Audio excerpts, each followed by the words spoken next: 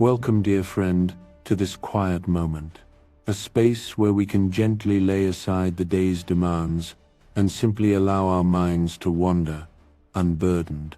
Tonight we embark on a journey, not one of hurried travel or grand adventure, but an inner exploration, a soft contemplation of some of the most profound questions that have whispered through human consciousness for centuries. Imagine a comfortable seat, perhaps nestled beside a gently crackling fire, or by a window where the soft glow of the moon spills in, painting the room with a silvery hush. The world outside can wait, for now we turn our attention inward to the timeless dance of ideas. Have you ever considered that many of the so-called problems in life might simply be a matter of asking the wrong questions? That perhaps, in our earnest quest for answers, we sometimes find ourselves adrift in a sea of mysteries that upon closer inspection were never truly there to begin with. It's a fascinating thought, isn't it? Like chasing after a mirage, expending precious energy on something that dissipates as you approach. We often seek to solve puzzles that are in essence products of our own framing, leading to a profound sense of confusion and a misdirection of our vital energy. But what if the very act of re-evaluating the question itself could bring a different kind of clarity, a tranquil understanding that doesn't demand a solution, but rather a shift in perception? In the rich tapestry of Indian philosophy, spanning both the vibrant traditions of Hinduism and the serene paths of Buddhism, there has always been one central monumental question that has captivated countless hearts and minds. It is the question of how an individual, a soul, a sentient being, might find liberation, might finally disentangle itself from the intricate web of what is commonly referred to as karma. This concept, karma, in its purest Sanskrit form, simply means action or activity. A beautifully straightforward word, isn't it? Yet, in the popular understanding that has rippled through India's culture and echoed across the world, its meaning has become far more layered, far more specific, akin to our Western notion of cause and effect. It is often described as a kind of cosmic ledger, where every deed, every thought, every intention casts a ripple across the universe, returning to us in kind. The Buddha, in a phrase that resonates with this very idea, is said to have observed, "As it happens, so it happens."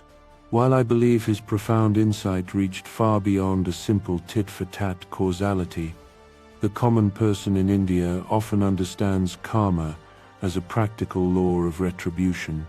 It's a way of explaining the ebb and flow of fortune in life. If one finds themselves blessed with good circumstances, perhaps with health, prosperity, or loving relationships, it is believed to be the sweet harvest of benevolent actions sown in the past. Conversely, if life presents challenges and hardships, if one encounters misfortune, illness, or loss, it is often attributed to less fortunate seeds planted in earlier times, a direct consequence of actions that may have caused harm or imbalance. This understanding weaves a compelling narrative of personal destiny, a deeply comforting or sometimes unsettling explanation for the unique path each individual walks. It fosters a belief that by acting in certain ways, by thinking in particular patterns, by ceasing the creation of new karma, by relinquishing the attachment to the results of one's actions, a state of liberation can be achieved. This liberation is envisioned as a release from the seemingly endless cycle of birth and rebirth, a peaceful disengagement from the relentless turning of the wheel of samsara, where one is born again and again, not just in this familiar earthly realm, but potentially in other worlds or states of being.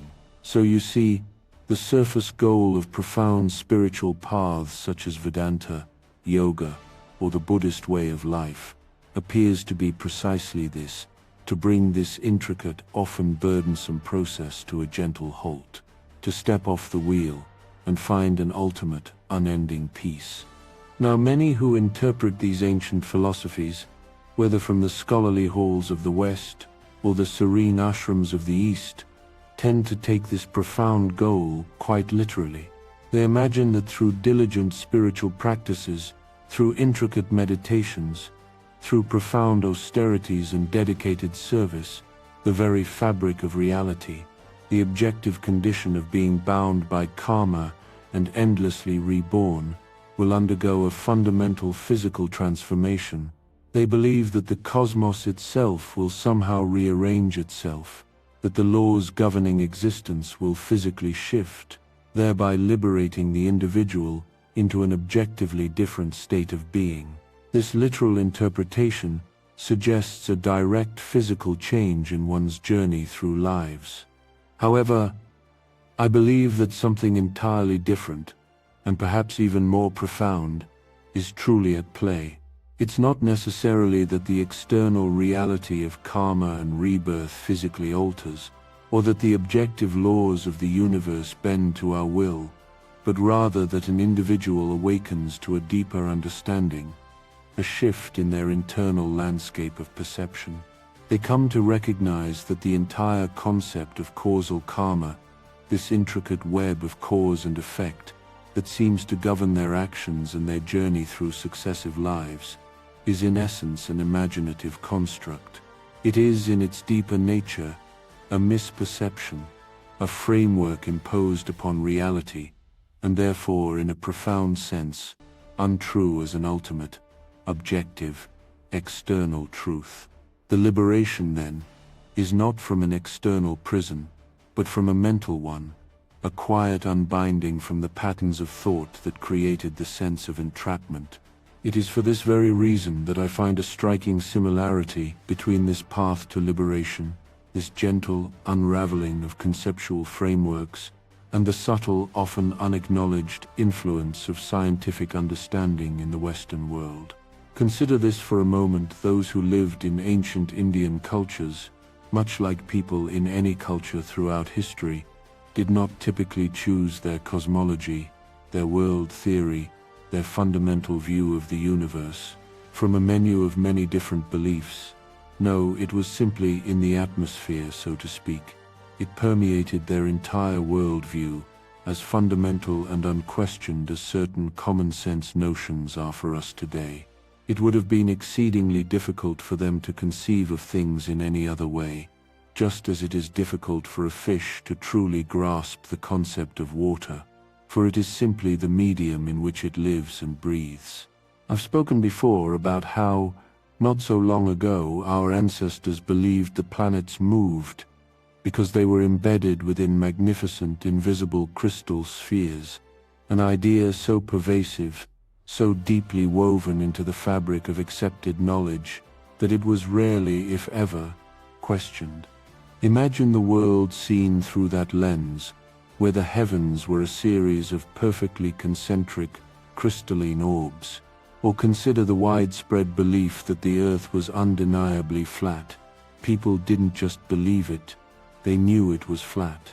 Their senses, their daily experience seemed to confirm it without a doubt. For those steeped in such concepts, extricating oneself from them, truly seeing beyond them, was an immensely challenging task.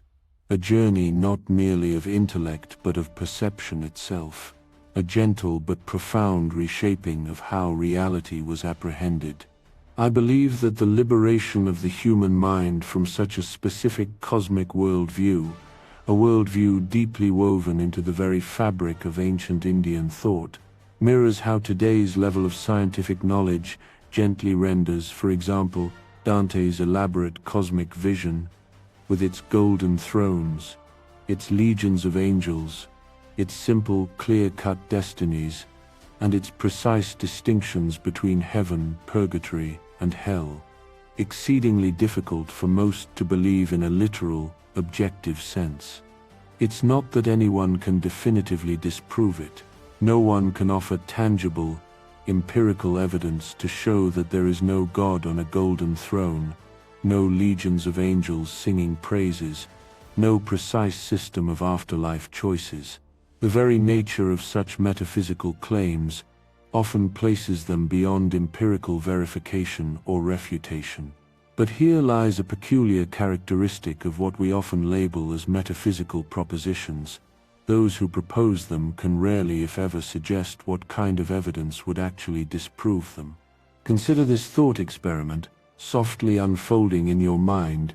If you were to ask someone who firmly believes in a theistic God, what sort of event or discovery could possibly convince you that God does not exist, you would likely find that they struggle to formulate an answer. Indeed, even if God himself were to appear and declare, "I do not exist," such an event, ironically, would not prove his non-existence, but rather his existence as a being capable of making such a statement, a testament to his power. This is the only type of evidence one can even conceive of in that particular context, highlighting the self-sealing nature of certain beliefs. Similarly, not long ago, a group of psychoanalysts were posed a similar challenge concerning the Oedipus complex. What evidence would you accept as proof that the Oedipus complex does not exist? And again, they couldn't conjure a single reason that would shake their conviction. This illustrates a crucial point. One must always maintain a healthy, quiet skepticism towards ideas, propositions, or theories for which no conceivable counter-evidence can be offered, as they exist in a realm beyond empirical inquiry, making genuine exploration and understanding more elusive. So what truly happens is not a direct, forceful refutation, but a subtle, pervasive shift in perception, a gentle evolution of understanding. Our modern scientific description of the universe, with its vast scales of time and space, its intricate laws of physics, its understanding of biological evolution, and the interconnectedness of all phenomena, has made such older explanations incredibly difficult to reconcile with our current knowledge.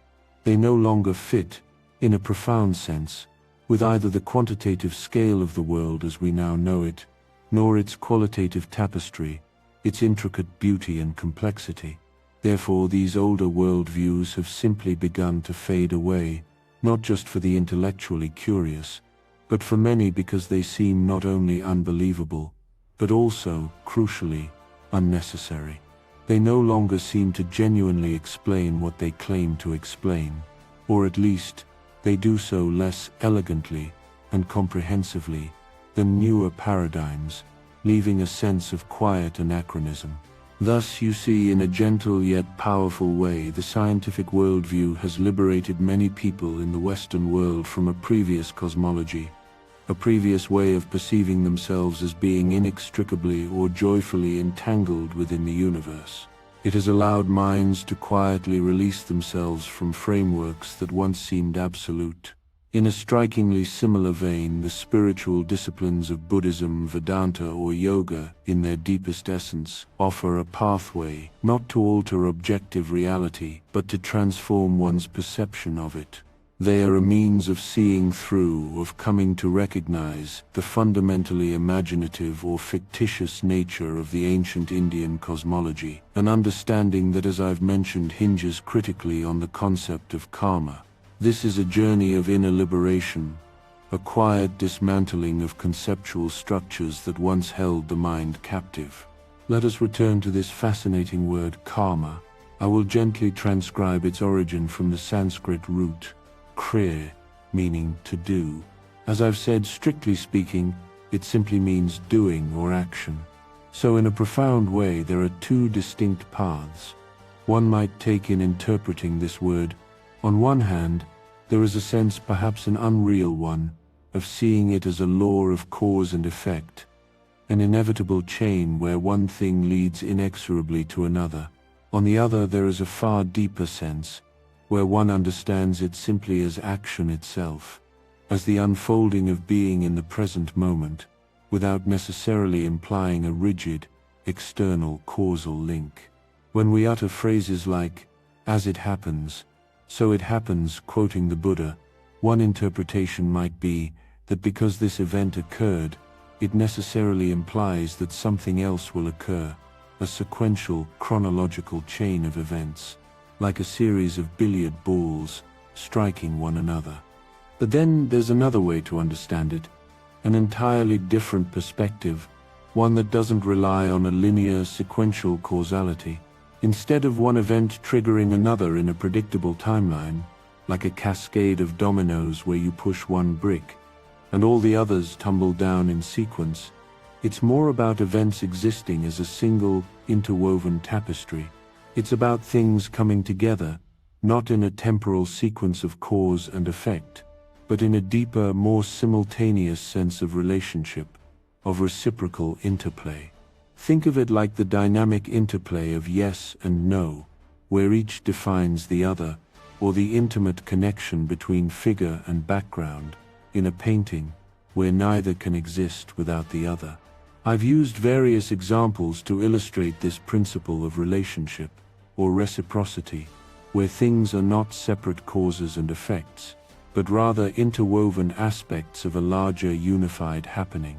But let us gently settle our minds upon the concept of causality itself, this pervasive idea that there is some inherent necessity in the natural world, that one thing must happen because another thing has happened.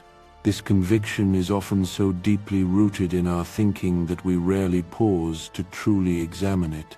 I also touched upon the work of Ludwig Wittgenstein in our previous contemplation, a thinker who offered a remarkable perspective, one that invites us to look at our assumptions with fresh, tranquil eyes.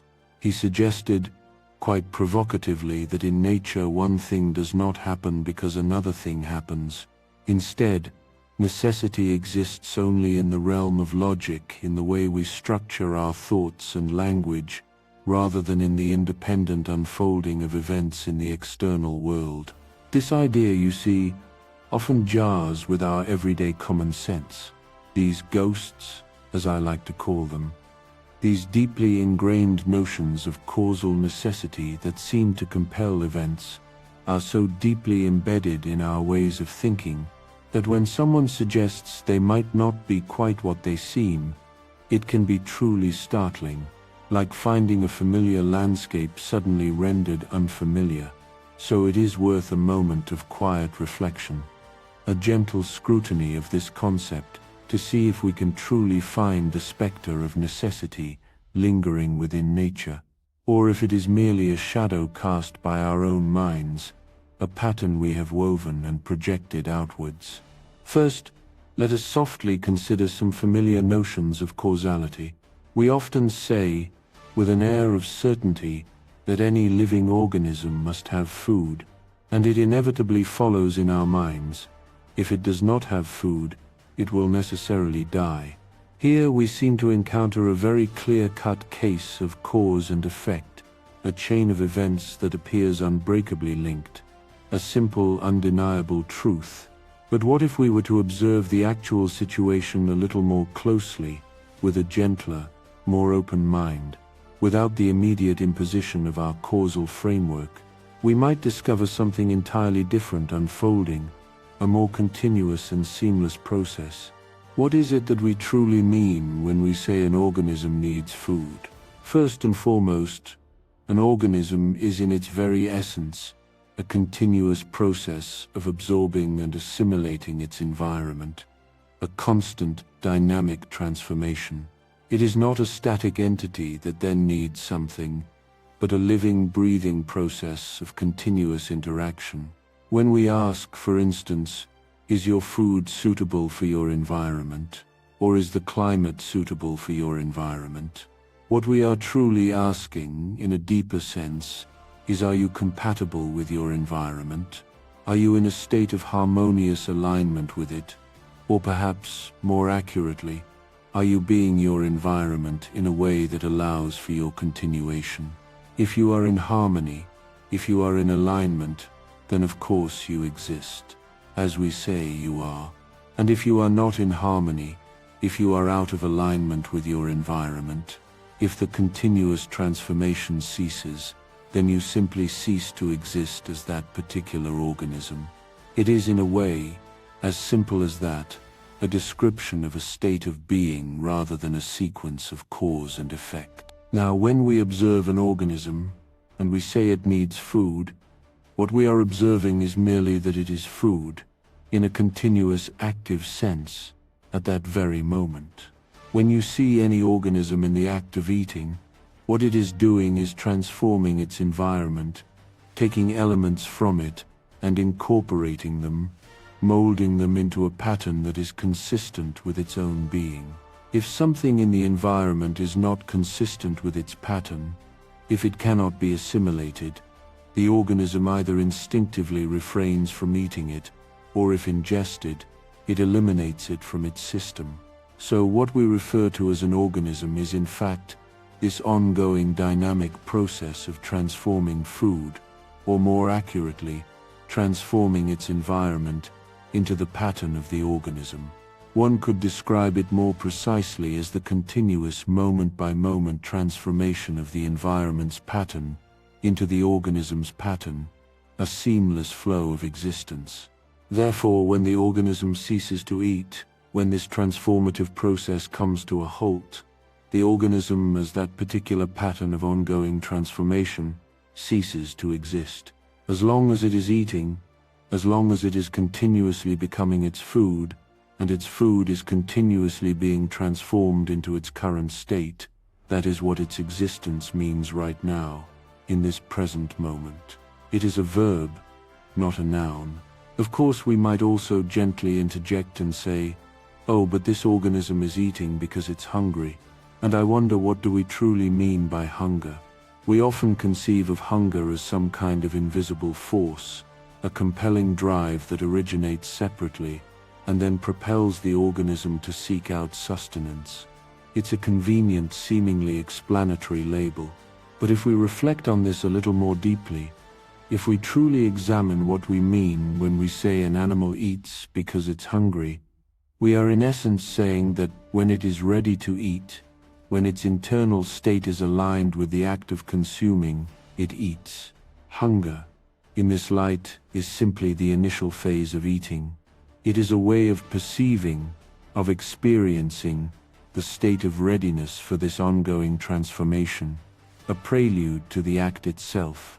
It is not an external force, but an internal aspect of the process.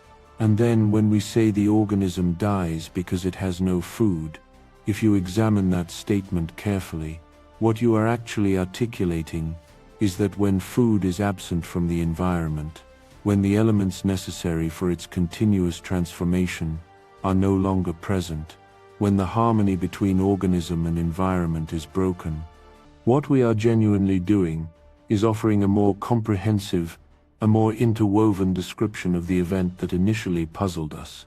This more complete description then appears to be a description of a cause. If we separate an event, let's say death, as one distinct phenomenon, and not having enough food as another distinct phenomenon, then it seems as though one event is the cause that brings about the other, creating a distinct temporal gap. However, a simpler, more elegant way of understanding is that what we are doing is simply describing the event we call death in a richer, more detailed manner, integrating its various components. This makes it more comprehensible, more integrated into our understanding, by revealing the underlying continuous process rather than a disconnected chain. Because you see, when we artificially separate events and label one as a cause and the other as an effect, we invariably encounter a profound difficulty. We struggle to articulate how precisely the cause transforms itself into the effect. What is the mechanism, the unseen bridge across that conceptual chasm? This is the same difficulty we encounter when we try to explain how the mind or spirit, an immaterial essence, could possibly influence matter, a physical substance.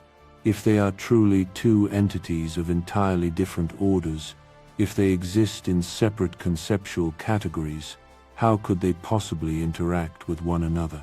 What would be the bridge, the mechanism, the point of contact? In other words, what initially seems like an explanation often turns out, upon closer examination, to be no explanation at all, but rather the creation of a new, even more perplexing mystery. To elaborate, if you attribute the intelligent activity of a human being, his thoughts, his feelings, his choices, manifested through physical actions, through spoken words, through tangible creations, to some entirely different entity or substance such as a mind existing separately from the body, then the perplexing question immediately arises: how does this mind actually influence the body? How does an immaterial thought give rise to a physical movement? This becomes an unanswerable puzzle, a void in our understanding that no one has ever been able to fill. The same dynamic occurs when you try to trace how a cause, a distinct separate event, leads to an effect, another distinct separate event. You have, in essence, introduced a blank space, a gap in your comprehension that the word because attempts to paper over. You believed you were explaining something, but in reality you have made the situation even more baffling than it was to begin with, by introducing a chasm that cannot be logically bridged.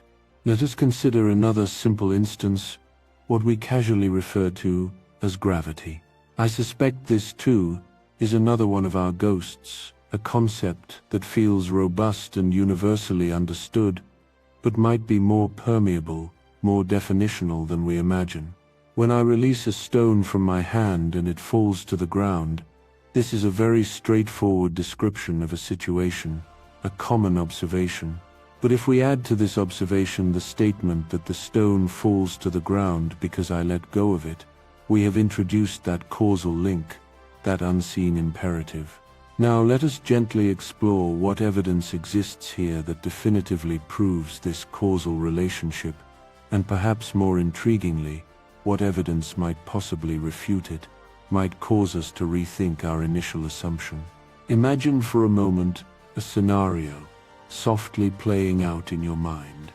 I release a stone from my hand, and instead of gracefully descending to the ground, it inexplicably floats upwards, perhaps even drifts towards the ceiling. If such an event were to occur, our immediate and natural response would likely be to say, "Ah, that wasn't a stone I was holding.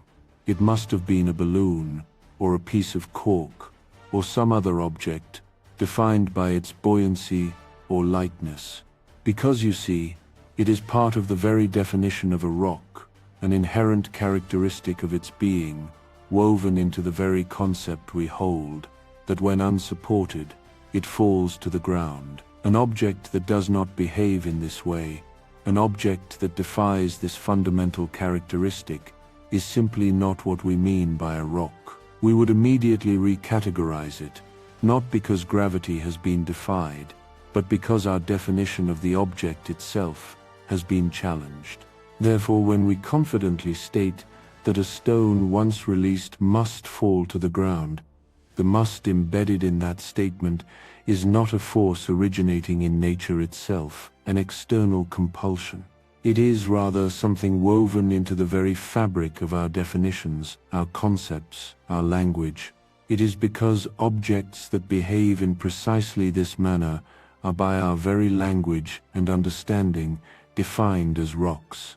The necessity, then, is a logical necessity within our conceptual framework, a definitional imperative, not an external natural imperative. We are describing how we categorize and understand the world, rather than a universal law external to our categorization. Let's gently consider another example from the natural world. The sunflower. The intricate way a sunflower is arranged, the manner in which its face gracefully tracks the sun's movement across the sky throughout the day, is a remarkable sight, a dance of light and growth. This is simply what a sunflower does.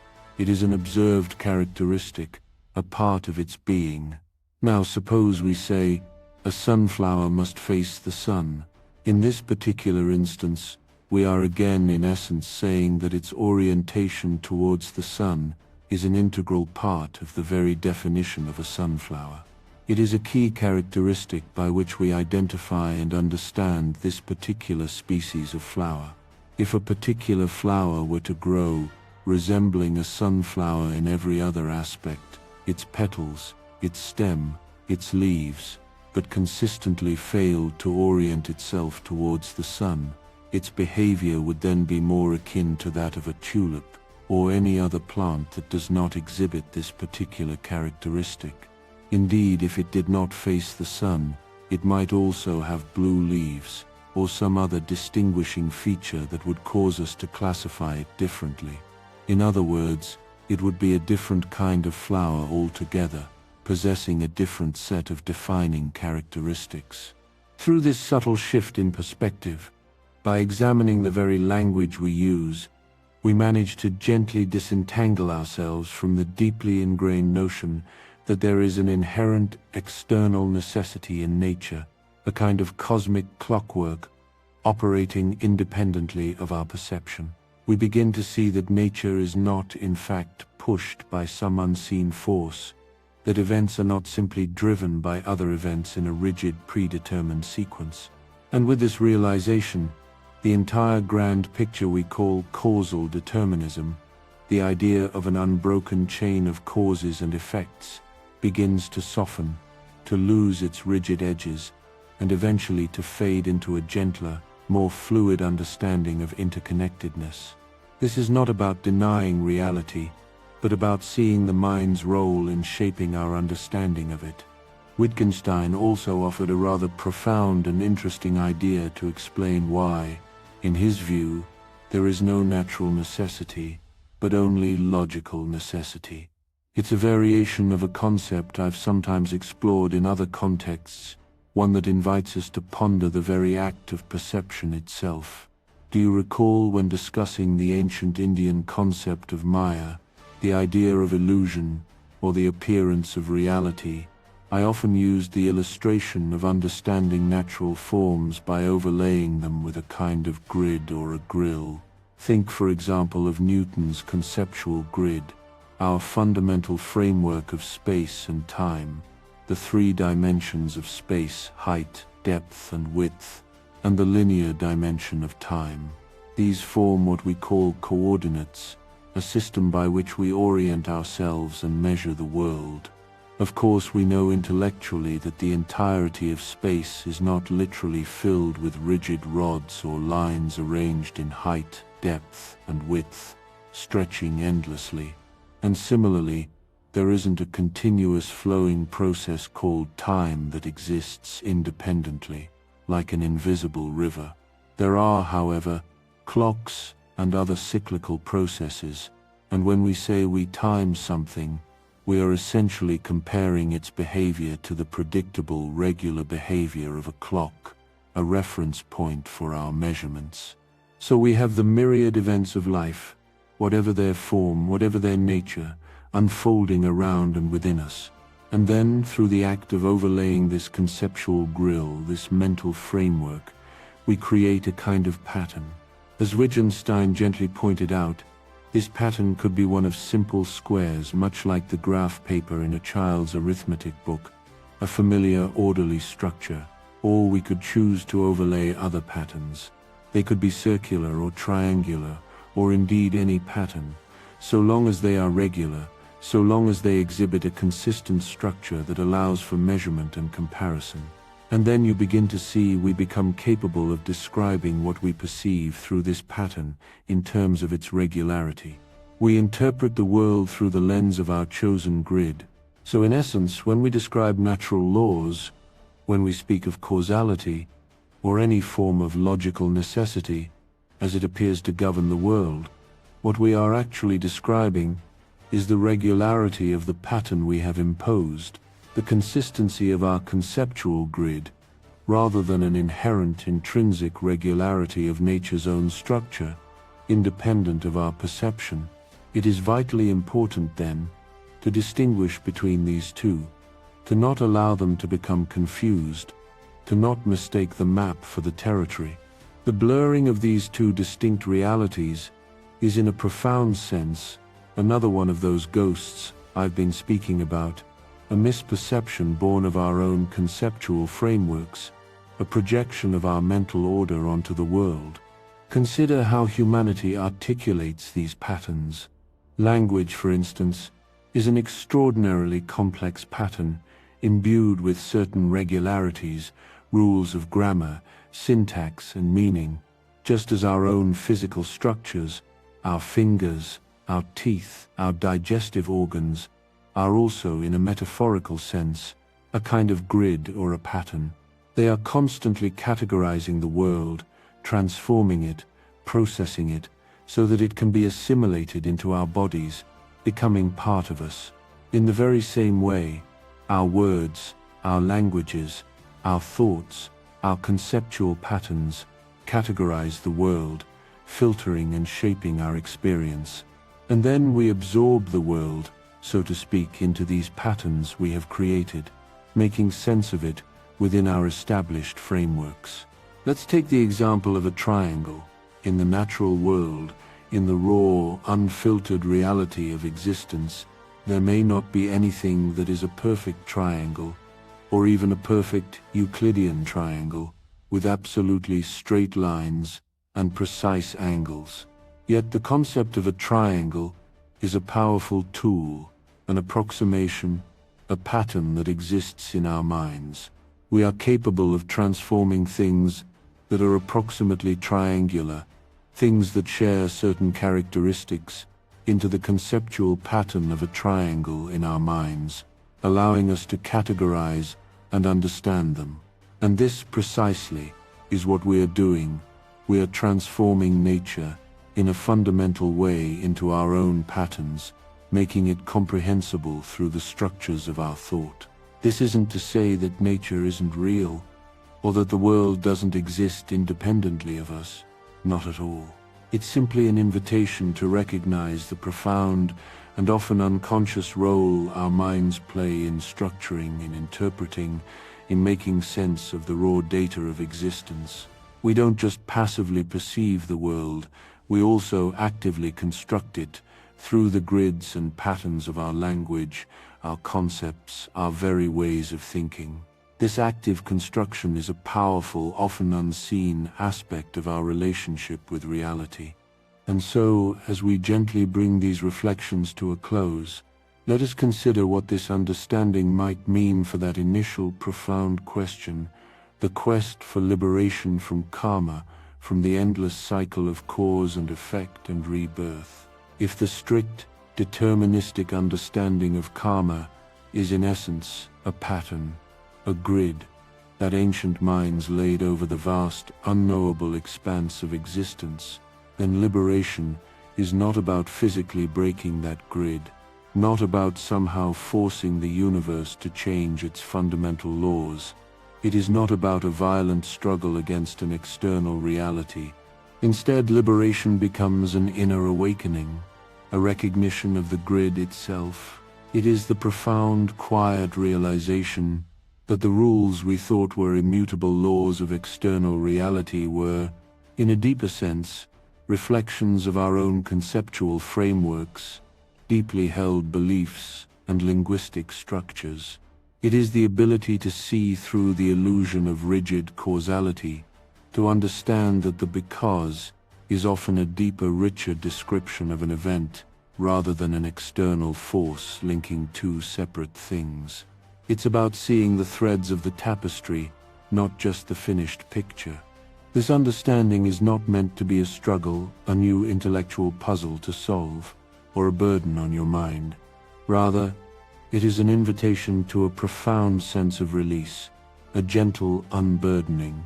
Imagine gently lifting a veil from your eyes, or slowly pulling back a curtain to reveal a simpler, more interconnected reality.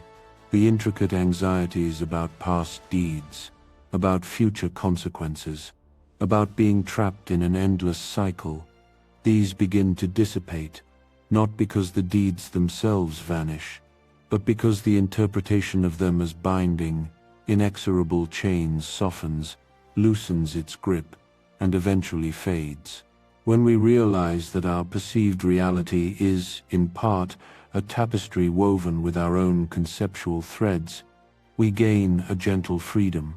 We are no longer prisoners of a worldview that seems to dictate our fate, but rather, we become conscious participants in the unfolding present moment, understanding that our actions are simply manifestations of our being, and that cause and effect are more like interwoven aspects of a single flowing reality, a continuous dance. This shift in perception allows for a deeper acceptance, a quieter presence. This realization brings a quiet, profound sense of peace. It's an invitation to let go of the need for rigid explanations, for absolute certainty, for a universe that operates with the mechanical precision of a clockwork. Instead, we can embrace a world that is fluid, interconnected, and fundamentally dynamic, where our role is not to escape a predetermined fate, but to simply be more fully, more consciously, in the ever-present moment, flowing with the natural rhythms of existence. As these thoughts gently settle within your mind, allow yourself to feel the softening of any lingering tension.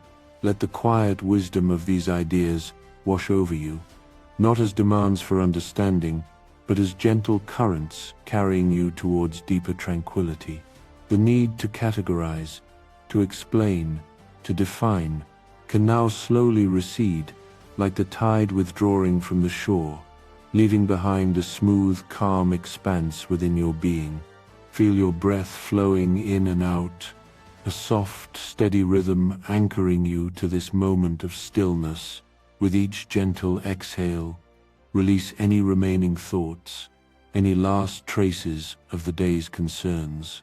Let them drift away, like clouds dissolving in the vast open sky of your awareness, leaving only a clear, boundless space. You are safe. You are at peace. Imagine yourself now drifting in a serene, boundless ocean of calm. The waters are still, reflecting the soft glow of distant stars, or perhaps the gentle light of the moon.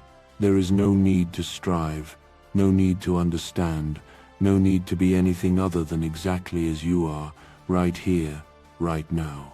This is a space of pure rest, of absolute tranquility, where the mind can truly